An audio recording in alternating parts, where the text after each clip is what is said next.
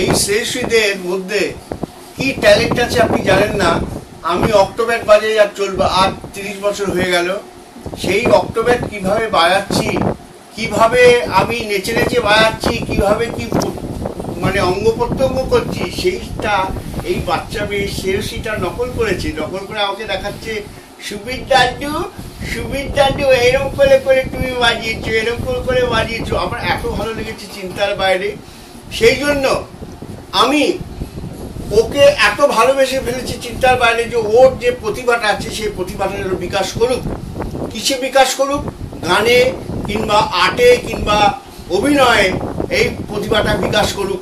আমি এর জন্য একটা শের বলছি, एक अंकुर से एक आकार जन्म लेता है, एक अंकुर से एक आकार जन्म लेता है।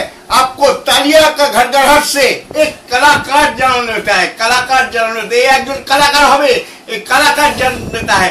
एक अंकुर से एक आकार जन्म लेता है, आपको तालिया घड़घड़ाहट से एक कलाकार जन्म होता है। थैंक यू श्रेयसी, তুমি একদিন বিরাট আর্টিস্ট হবে। যে কোনো প্রতিভা, তুমি নাচবে, নাচেতে গানেতে সবেতে পারদর্শী হবে। এটাই আমি দাদু হয়ে তোমাকে